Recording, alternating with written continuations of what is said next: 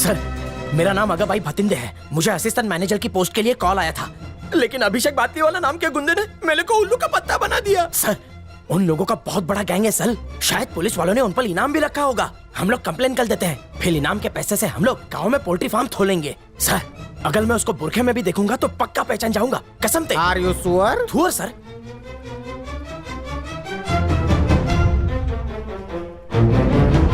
क्या वो भी मेरी तरह बाटली वाला है?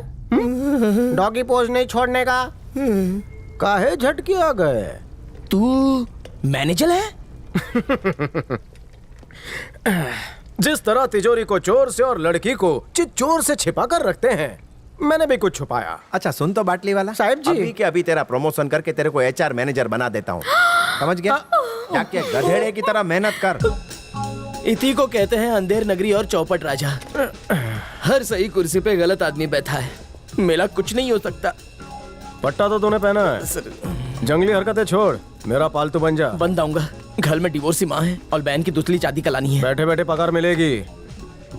आपके विचार हिमालय जितने बले हैं। चलता हूँ, हाथ दुखला है। चल नाश्ता करके जा। भूख नहीं है तल। तो करेले का जूस पी ले। पर क्यों? 5000 बढ़ाऊंगा।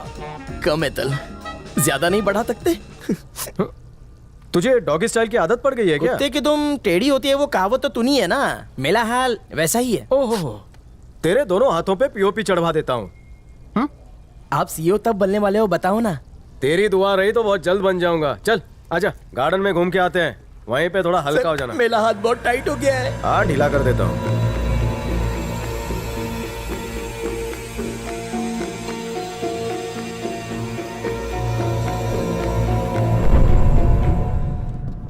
इसने किसी को कुछ बताया तो नहीं? बताया तो, पर सब इसी को बताया।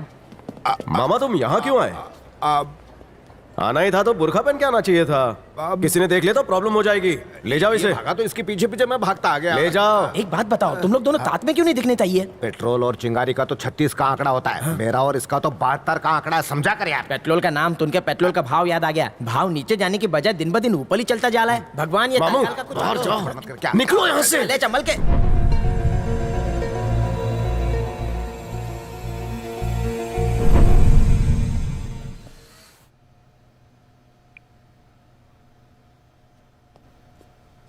सर मेन ऑफिस से फोन है सर। किसका है? दानिश का। हाँ, बोल बेटा। मैंने अभी अभी एक फोटो भेजा है, व्हाट्सएप चेक करो। ओके रुक जा। ये कंटोप वाला तो बिंदा का साला है, और इसके बाजू में जो खड़ा है ये भी इसका कोई रिश्तेदार होगा। मुझे कुछ ठीक नहीं लग रहा दानिश। तो इसका टिकट कटवा दूं? चलेगा। किसी को मारना अंगूर तोड़ने जैसा है, एक तोड़ो 2-3 खुद से आ जाते हैं। लोगों को लगेगा इसके जिम्मेदार हम हैं, लेकिन वो जैसा बोएंगे वैसा काटेंगे। बिना खाद के फसल होती है। तू गाड़ी चला।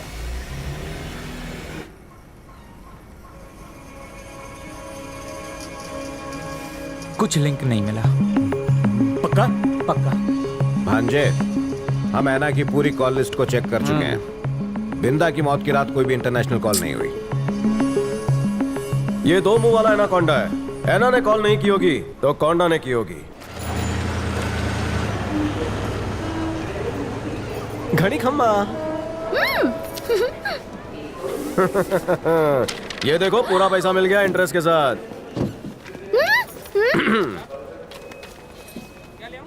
लेकिन ये कैसे हुआ? छोटे दिमाग की छोटी नस भड़कते ही मोटे अमाउंट का चेक हाथ में आ गया।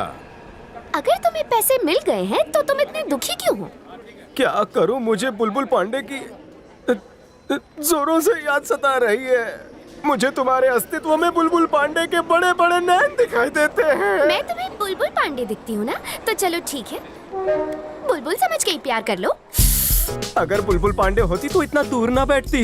दिन हो या रात, बुलबुल पांडे हमेशा मुझसे चिपकने का मौका ढूंढती। बाटली भटिंडे वाले, मुझे एक बात बताओ, प्यार करोगे या जबरदस्ती करूं? चलो जल्दी से खड़ी हो जाओ। Stand up. मीटर को सेंटीमीटर में बदलो। प्यार का होता है उदय जब छोरा लागे है छोरी के हृदय। प्यार कर रहे हो या हार्ट बीट सुन रहे हो? ये थी प्यार की पहली छावनी। अब तुम सेंटीमीटर में क्यों खड़ी हो? मिलीमीटर में आओ नी, गले लग जाओ नी। दिल से कलेजे तक सब जगह ठंडक पड़ी। तूने चूड़ियां पहनी है कितनी बड़ी बड़ी। जब पांडव अज्ञातवास में थे तो कौरवों के जासूसों ने पता लगा लिया कि पांडव कहाँ है। क्या हुआ भांजे? जब मैं कोंडा के बेटी के साथ था मुझ पर हमला हुआ, वो भी जानलेवा। बेटी साथ थी तो कोंडा ऐसा काम नहीं करेगा। ऐना का भी इससे कोई लेना देना नहीं। लेकिन आवाज तो उसी की थी यार। सच कहा, ये उन्हें फंसाने की चाल भी हो सकती है। क्या है, पासपोर्ट रेडी था मगर वीजा नहीं मिला। ये तो अच्छी बात है कि लक हमारा साथ दे रहा था। पहले तुम्हारा बेटा, अभी तुम। बिंदा, कंपनी का लोगो बहुत पुराना है, बदल डालो अभी। अगर लोगों ने बदला ना तो लोग तुमको ही बदल डालेंगे। शुभ काम में देरी नहीं। कोई ऐना और कोंडा की आवाज को एडिट करके हमें भटका रहा है। मेरे पप्पा को ऐना और कोंडा ने नहीं मारा है। ये बहुत ही ऊंचे दर्जे की रची हुई साजिश है। बिल्कुल सही। जो भी इसके पीछे है उसकी नजरें यहाँ की प्रॉपर्टी पर गड़ी हुई है। तुम्हें उसे ढूंढ कर काटना होगा।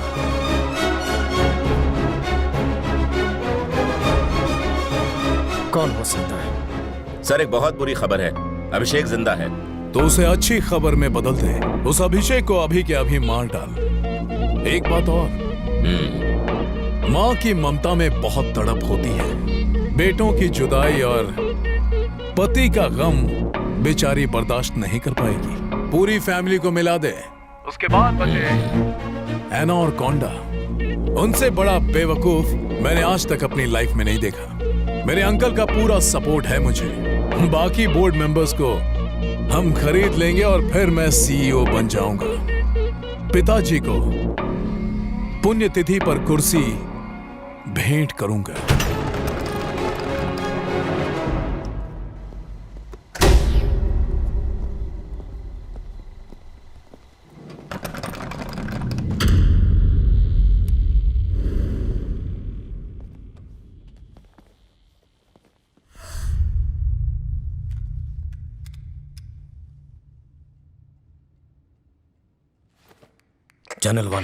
चैनल वन अंदर आओ।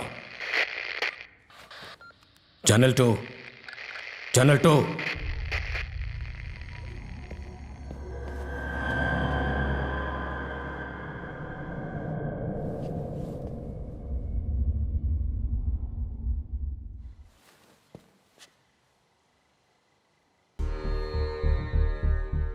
हथियार बनाने के लिए जरूरत होती है मजबूत हाथों की, एक अनोखी सोच की, अपने अंदर छुपे अहंकार की।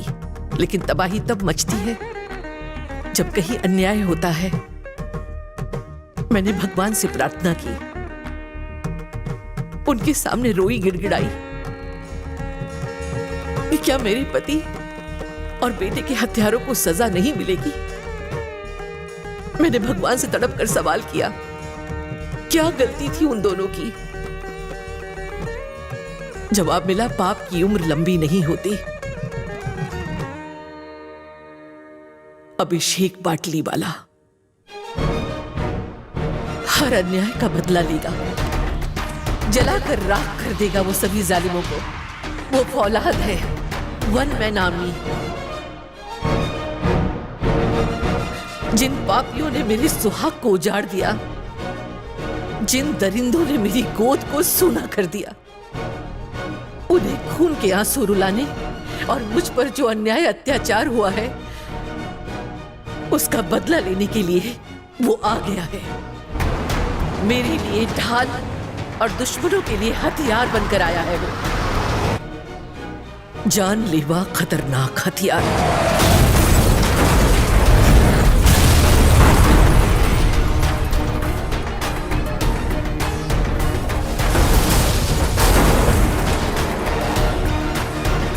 जिसका वार सिर्फ और सिर्फ न्याय के लिए होता है। न्याय के लिए किसी को मारना धर्म है, और वो अपने इस धर्म का पूरी तरह से पालन कर रहा है।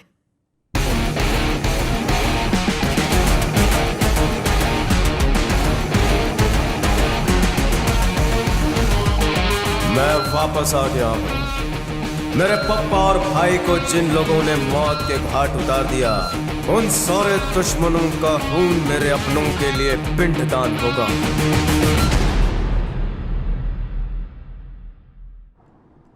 आदित्य भंडारी तुम्हारे पिता के साथ 25 सालों तक घूमता रहा, उनका खून चूसता रहा। उसके बेटे रंजीत को हमने अपना बेटा माना, इंटरनेशनल ऑपरेशन का सीईओ बनाया, लेकिन कंपनी के लालच में उसने हमारे साथ गद्दारी की और हमारे परिवार को खत्म कर दिया। आखिर क्यों? उस कुर्सी के लिए मैं अपने पप्पा को और भाई को खो चुका हूं, लेकिन अब वो कुर्सी मेरी होगी। शतरंज का खेल उस वक्त तक चलता है जब तक किसी एक राजा की मात नहीं होती। रंजीत को मरना होगा, क्योंकि इस खेल का राजा मैं हूं। अपने पिता की मौत के बाद रंजीत कभी भी उस बिल्डिंग के अंदर नहीं गया, अब क्यों जाएगा? जाएगा, मैं उसे लाऊंगा। I have plan B.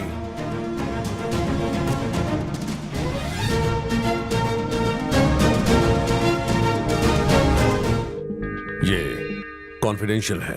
आप बोलिए। ये मेरा सेक्रेटरी है, यही रुकेगा। आपके हस्बैंड का केस लगभग सॉल्व हो चुका है। यह साफ साफ सुसाइड का केस है। उसके पीछे शायद फैमिली प्रॉब्लम्स या बिजनेस प्रॉब्लम्स हो, या फिर हो सकता है आपकी वजह से उन्होंने सुसाइड किया हो। क्या?